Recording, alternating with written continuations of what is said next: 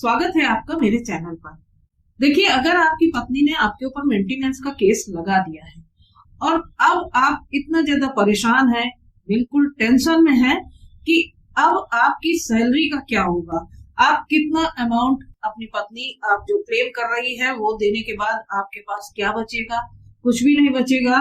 कैसे आप घर का खर्च चलाएंगे, अपने माता पिता को देखभाल के लिए लगाएंगे उससे पैसा। इसके अलावा आपके भाई बहन हैं, आपके परिवार की जो जिम्मेदारियां हैं उनको आप कैसे उठाएंगे।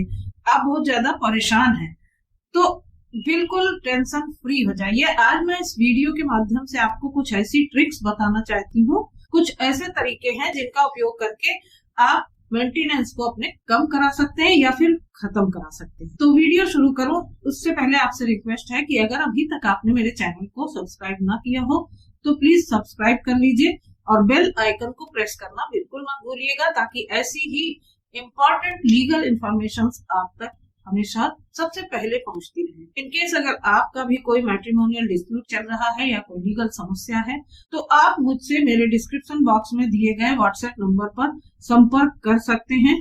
मेरी लीगल टीम आपकी मदद के लिए हमेशा तैयार है।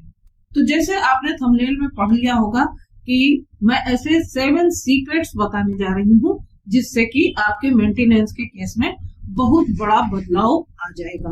तो पहला सीक्रेट यहाँ पर यह है कि पति को कोर्ट के सामने कभी भी ये नहीं कहना है कि मैं अपनी पत्नी को अपने साथ नहीं रखना चाहता। अगर पति ने कोर्ट के सामने ये कह दिया डायरेक्ट कि मैं अपनी पत्नी को नहीं रखना चाहता हूँ, तो ये बात उसके मेंटेनेंस केस हारने की गारंटी देती है। देखिए, जब भी कोर्ट में जज साहब के सामने पति डायरेक्ट ये बोल देता है कि मैं अपनी पत्नी को अब नहीं रखना चाहता हूँ, तो पत्नी को मेंटेनेंस मिलने का रास्ता यहीं से साफ हो जाता है। क्योंकि कोर्ट का यहाँ पर लॉजिक होता है कि पत्नी अलग रह रही है और पति उसको साथ रखने के लिए तैयार नहीं है, तो ऐसे में उसको मेंटेनेंस मिलना ही चाहिए और ऐसी दशा में पत्नी के साथ अन्याय नहीं होना चाहिए।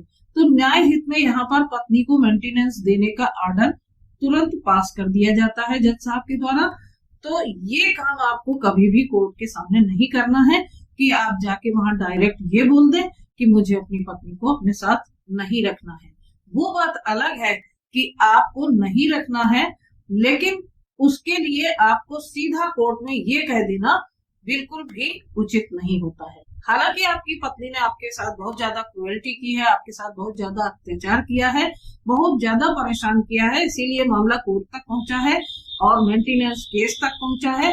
लेकिन फिर भी आपको जज साहब के सामने ये बात नहीं बोलनी है, क्योंकि जज साहब आज भी आपके मुंह से ये सुनना चाहते हैं कि अभी भी आप अपनी पत्नी को पूरे सम्मान के साथ अपने साथ रखना चाहते हैं। और अगर आपने उसका उल्टा बोल दिया तो उसको भरण पोषण देने का, उसके खर्चे का जो आदेश है वो आपके खिलाफ जरूर होगा और ज्यादा से ज्यादा भी हो सकता है। अब यहाँ पर आता है दूसरा सीक्रेट। दूसरा सीक्रेट क्या है कि कोर्ट में पति और पत्नी दोनों के कमाने की क्षमता देखी जाती है। अगर कमाने की क्षमता है, वो बीमार नहीं है, अपाहिज नहीं है, तो ऐसे में कोर्ट के द्वारा ये माना जाता है कि पति या पत्नी दोनों ही कमा कर अपना गुजारा कर सकते हैं। भले ही वो इस समय कमा रहा हो या ना कमा रहा हो, लेकिन फिर भी कोर्ट के सामने वो ये कह के कि मेरी नौकरी छूट गई है, मैं बेरोजगार हूँ, इस समय मेरी नौकरी चली गई है और मैं कुछ भी नहीं कमा रहा हूँ, ये सब कह के वो मेंटेनेंस देने से छुटकारा नहीं पा सकता। और सेम यही बातें पत्नी पर भी लागू होती है। अगर पत्नी पहले कमा रही थी और अब वो काम छोड़ चुकी है, तो कोर्ट में ये माना जाता है कि वो कम से कम उतना तो कमा ही सकती है अब कि जितना वो पहले कमाती थी। देखिए, कोर्ट में मेंटेनेंस सिर्फ पति की सैलरी स्लिप देखकर ही नहीं तय होती है, बल्कि उसकी कमाने की क्षमता को देखकर किया जाता है। इसलिए अगर कोर्ट में पति अपनी ज्यादा से ज्यादा इनकम बताता है तो ज्यादा मेंटेनेंस लग सकता है, लेकिन अगर वो अपनी इनकम को छुपाता है या काट छांट कर बताता है तो एक अनुमानित आय के आधार पर मेंटेनेंस तय किया जाता है। एग्जाम्पल के लिए मैं आपको ये बता दूं कि अगर पति कोर्ट के अंदर ये कहता है कि मैं बेरोजगार हूँ, इस समय मेरे पास कोई रोजगार नहीं, मैं कोई काम नहीं करता हूँ, तो आप ये जान लीजिए कि कोर्ट उस समय की निर्धारित न्यूनतम मजदूरी के हिसाब से पति के ऊपर मेंटेनेंस लगाया करती है, जो कि आजकल के समय में औसतन 5 से 7 हजार रुपए महीना होता है। इसलिए अब यहाँ पर आपको क्या करना है कि मेंटेनेंस ज्यादा देने से बचने के लिए सबसे सही तरीका ये है कि आपको कोर्ट में अपनी नियमित इनकम के साथ साथ अपने सारे खर्चों को भी बताना चाहिए। जैसे आपके माता पिता का खर्च है, उनके इलाज का खर्च है, आपके भाई बहन या फिर जो भी आपके घर के सदस्य हैं जिनकी जिम्मेदारी आपकी सैलरी से होती है, तो वो उन सबके खर्चे काट के आपकी जो ईएमआई कट रही है उसको काट कर, इसके अलावा आपने अगर लोन ले लिया है तो उसको भी आप इसमें शामिल करें।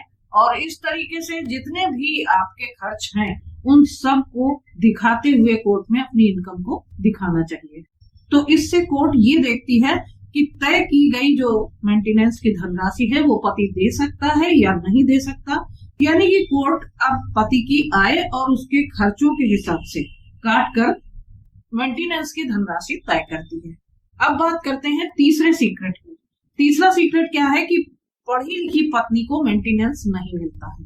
अगर पत्नी ग्रेजुएट है, नौकरी कर चुकी है और अब वो नौकरी नहीं कर रही है और उसकी कमाने की क्षमता है, तो फिर कोर्ट पत्नी से ये सवाल करती है कि आप कमा क्यों नहीं रही है। और अगर पत्नी इसका कोई उचित कारण बताने में असमर्थ रहती है, नहीं बता पाती है, तो फिर उसको मेंटेनेंस मिलने की संभावना बहुत कम रहती है। इस पर बहुत सारे जजमेंट्स हैं ऑनरेबल सुप्रीम कोर्ट के और हाई कोर्ट्स के, जिनमें ये कहा गया है कि जानबूझकर बेरोजगार रहना मेंटेनेंस लेने का आधार नहीं है। मेंटेनेंस केस का जो चौथा सीक्रेट है वो ये है, कोर्ट में देखिए मौखिक बातें नहीं चलती हैं, हवा हवाई बातें नहीं चलती हैं, प्रमाणित बातें चलती हैं जिनका एविडेंस होना चाहिए। हवा में कही गई बातें कि मैं ये नहीं करता हूँ, मैं अभी बेरोजगार हूँ, या फिर मैं इतना कमाता हूँ, या फिर पत्नी कमा रही है, ये सब मौखिक रूप से बिना प्रमाण के, बिना साक्ष्य के कह देना बिल्कुल भी कोर्ट में अलाउ नहीं है।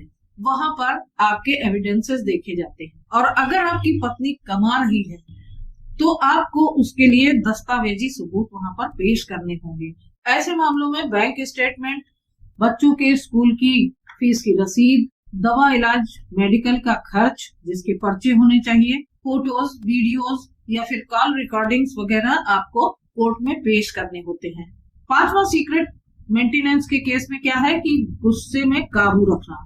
यानी कि अगर पति गुस्से में बातचीत करता है, वहां पर ऊंची आवाज में बात करता है कोर्ट में, तो ये समझ लीजिए कि उसका केस कमजोर हो जाता है। देखिए जज साहब भी हमेशा शांत आदमी की ही बात सुनते हैं, इसलिए कोर्ट में कभी भी चिल्लाना, पत्नी को अपमानित करना या अनर्गल बातें करना, ये सारी चीजें जब करने लगता है कोई, तो फिर जज साहब के मन में ये बात बैठ जाया करती है कि ये व्यक्ति जिम्मेदार बिल्कुल भी नहीं है। तो कोर्ट के अंदर इस तरीके की हरकतें करना, चिल्लाना, शोर मचाना या फिर गंदी तरीके से बात करना, ये सब आपके केस को बिल्कुल विपरीत दिशा में ले जाता है। इसलिए कोर्ट में हमेशा शांत रहें, सीमित शब्दों में बात करें और अपने वकील को बोलने दें। आप बीच बीच में जब तक न कहा जाए तब तक आप बिल्कुल भी न बोलें। मेंटेनेंस केस का छठा सीक्रेट ये है कि पति जो मेंटेनेंस केस में देरी करता है वो अपना ही नुकसान करता है। कहने का मतलब यहाँ पर ये है कि जैसे ही आपको मेंटेनेंस केस की नोटिस मिलती है तो आपको वहां हाजिर होकर जवाब देना चाहिए। और यहाँ पर ये भी जान लेना बहुत जरूरी है आपके लिए कि पति अपने जवाब के साथ जो भी कागज लगाए वो आधे अधूरे ना लगाए, क्योंकि आधे अधूरे कागज लगे होने पर कोर्ट तुरंत इंटरिम मेंटेनेंस ठोक देती है। इसलिए हर पेशी में तैयारी के साथ जाना चाहिए और अपना जवाब समय से देना चाहिए। इंटरिम मेंटेनेंस और फाइनल मेंटेनेंस में बहुत फर्क होता है। और सातवां सीक्रेट भी इसी से संबंधित है। देखिए जब भी मेंटेनेंस का केस होता है तो पति बहुत घबरा जाते हैं, बहुत जल्दी से परेशान हो जाते हैं कि अब कोर्ट उन्हें मेंटेनेंस का ऑर्डर दे ही देगी, लेकिन ऐसा नहीं है।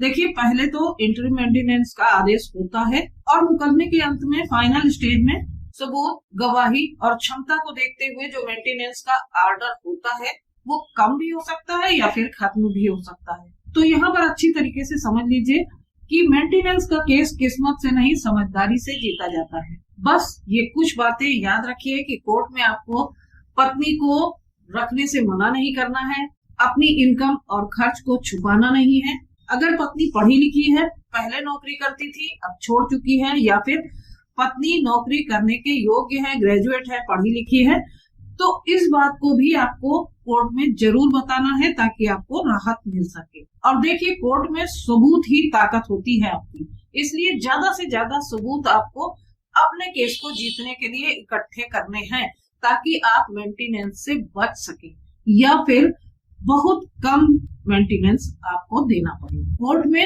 अपने आप को शांत रखिए, अपने ऊपर कंट्रोल रखिए।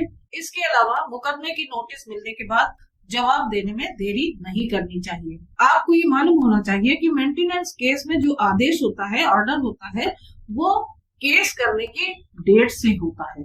एग्जाम्पल के तौर पर मैं यहाँ आपको बता दूं, अगर मान लीजिए कि केस चल रहा है और 2 साल बाद उसका आदेश आता है, फाइनल ऑर्डर आता है, तो ऐसे में क्या होगा कि मान लीजिए 1000 रुपए महीने आपको देने का आदेश हुआ है और 2 साल बीत चुके हैं, यानी कि 24 महीने।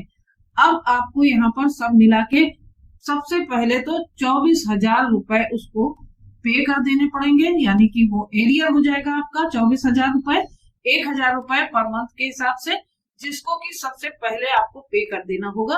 और उसके बाद 1,000 रुपए पर मंथ आपका चलेगा, या फिर आपके केस में जितनी भी धनराशि मेंटेनेंस के रूप में पत्नी को देने का आदेश हुआ होगा वो नियमित रूप से चलने लगेगा। इसलिए मेंटेनेंस के केस में देर नहीं करनी चाहिए। मेंटेनेंस से बचने के लिए या फिर मेंटेनेंस को कम कराने से रिलेटेड बहुत सारे वीडियोस मैं पहले भी बना चुकी हूँ, जिन्हें आप मेरे चैनल पर जाकर देख सकते हैं और उनसे फायदा उठा सकते हैं। तो आशा करती हूँ आज का ये वीडियो आपको अच्छी तरीके से समझ में आ गया होगा, और वीडियो अगर पसंद आया हो तो लाइक और शेयर करना बिल्कुल मत भूलिएगा, और कमेंट करके मुझे ये बताना बिल्कुल मत भूलिएगा कि अगर आपने अपने केस में इन ट्रिक्स को फॉलो किया है तो आपको क्या रिजल्ट्स मिले। तो फिर मिलती हूँ अगले वीडियो में एक नई इंफॉर्मेशन के साथ, एक नए टॉपिक के साथ। तब तक के लिए अपना ख्याल रखिएगा। आप सभी को नमस्कार।